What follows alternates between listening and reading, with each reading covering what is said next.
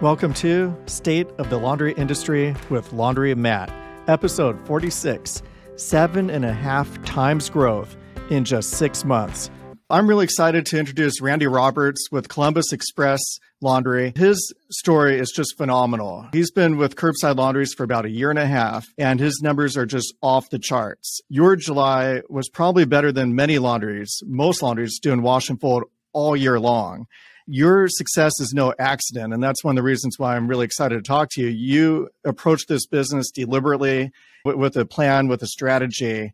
Just like to introduce Randy Roberts. Just curious, how did you get into wash and fold? How did you get into the laundry business?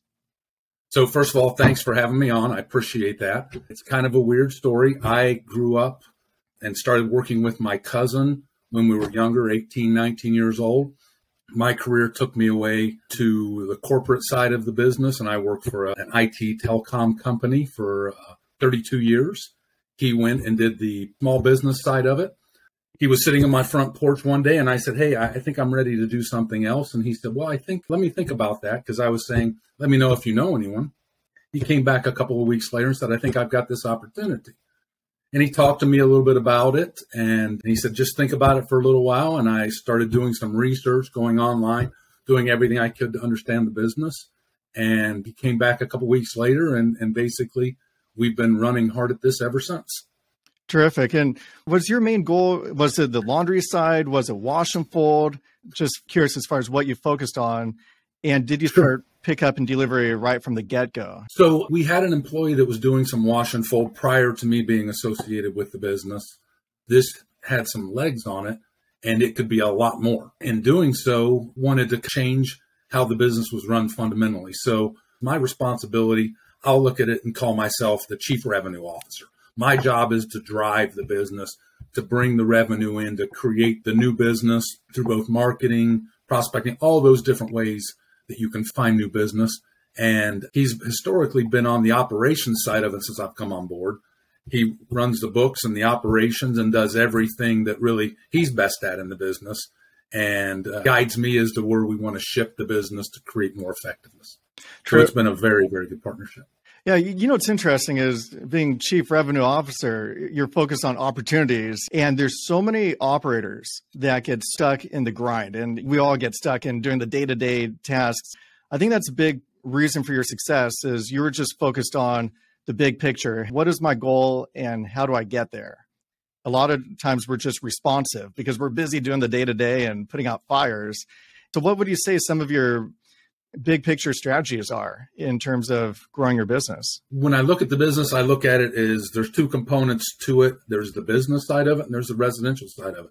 And really what we're working to do through our website optimization, first of all, you've got to be found, right? So you want to be proactive in how customers are able to get to you. So the presence and how you optimize the site for search is extremely important. We work a fair amount on that. We've got a group that we work with there that we're pleased with, that we meet with on a monthly basis, look at the results. Where is it going? What are the things we should be doing? Some of the early things we found, or we were advertising, marketing in places that we weren't servicing. You've got to be able to sit back and look at it from that larger perspective instead of get stuck in that daily grind. You're bringing in one new customer per day in wash and fold, which is just phenomenal. Where do you feel those customers are coming from? Is that website? Is it advertising? What type of marketing mix are you looking at? It's a combination. You look at the one new customer a day, that sounds great. That's nowhere near where we want to be from a goal point of view, but it's a start, and we're pleased with where we are. What I'll say is at the end of the first year, my partner and I basically sat down and had a review of the end of the first year, and I set a self-proclaimed target at the end of the first year to be at a revenue amount. And we exceeded that revenue amount on a monthly basis by 33% of what I wanted to be by the end of the year. It's exciting to look back on. It's not easy to get. Right. Yeah, it's a lot of details along the way. And we have certain clients, such as you, that just bring so much to the table where we're just so fortunate to have you as a client of Curbside Laundries because your feedback is just so on point. There's a lot of big picture stuff, but I think some of the feedback is so beautiful because it's so focused on the customer experience and the customer journey, and that's what we're all about. For example, you're doing some commercial business, and our commercial invoices started with invoice number 1. And you said, Matt, that's just embarrassing. I don't want to send out an invoice when that's invoice number 1. It makes it look like we're brand new. It resonated. It's like, that shouldn't be. So we updated for other clients. I'm sorry, we can go back in time for you, but that type of feedback, most owners would never pay attention to it. Or if they did, they'd be like, well, that's a one and done problem. And in the future, it'll self-correct as we do more commercial. I think that focus on the customer experience is one of your secrets to success. That's something it seems like you pay a lot of attention to. I can tell most of the time when we have a new customer, I can tell who they are. I will look up where they're at. We have some customers that sign up as a residence when they're actually in a suite of a business building sometimes. What we'll try and do is make sure we have an interaction with that customer early on, meaning we'll reach out to them and say, is there anything special that you need with these services maybe you didn't sign up on the website for? So it's hand-holding initially, but the goal is it becomes a repeat business opportunity, meaning if they're pleased with the service, they'll use it again and again and again. Yeah, that's so genius because they're going to remember that interaction forever for as long as they're a client. And it's so crucial because very few other operators or business owners have that in their standard operating procedures to reach out to clients and create that personal connection. I'd rather them tell me now what we've done wrong as opposed to have 10 customers find out something we did wrong. Right. They're going to complain somewhere. So it's either to you and then you could correct it, or they're going to go to Yelp. And so. Yeah. I'll tell you a funny story. We have a client that's been with us for forever. And this client went on vacation and actually sent texts over of their family on vacation so that I could share it with the team. Nice. So those connections are deep and wide, and the intent is, right, we want to service them in a way that they feel like they're part of the family. That's as personal as it gets. Shows you care about them, and you do, and vice versa. If there's a relationship before there's a problem, then it's a lot easier to resolve because everybody's on the same side. They're all have the same goals. What I tell the team is every day we've got 100 chips on the table. And when we mess something up, they take those chips away. And they may take 5 of them away at a time. They may take 1 of them away. If you mess up bad enough, they take 50 of them away, and you never get that next chance. But our job every day is to build those chips back up on the table so that we have 100 on the table every day. That's awesome. For each and every interaction. That's great. Just curious as far as why you went with curbside laundries. You seem like the type of person who does the research.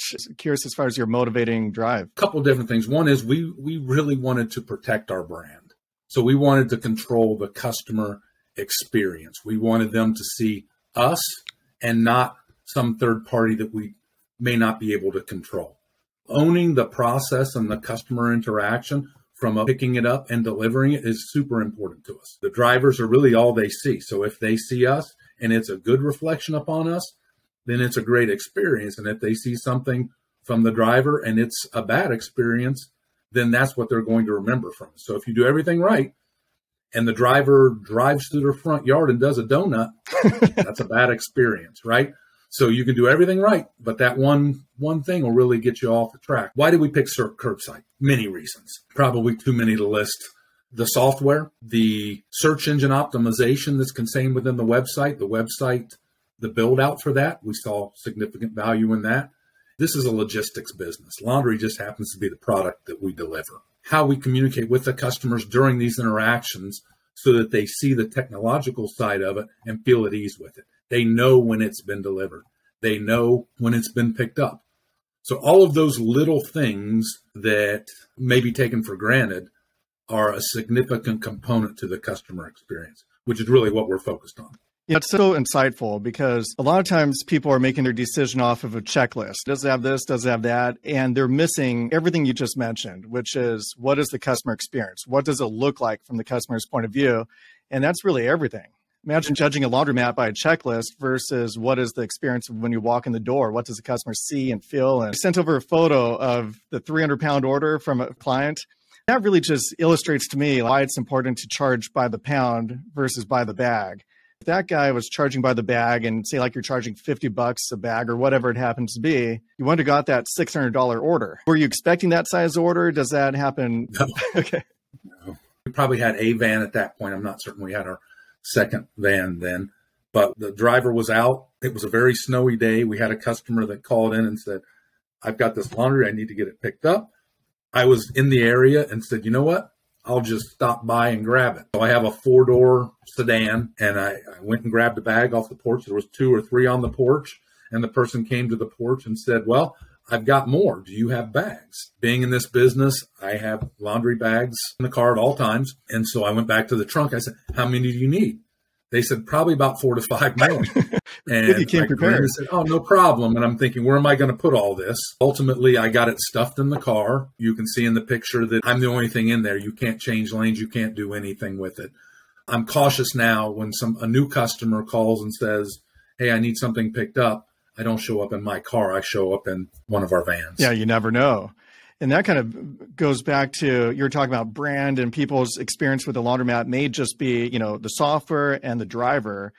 And you also don't know how much laundry they're going to give you.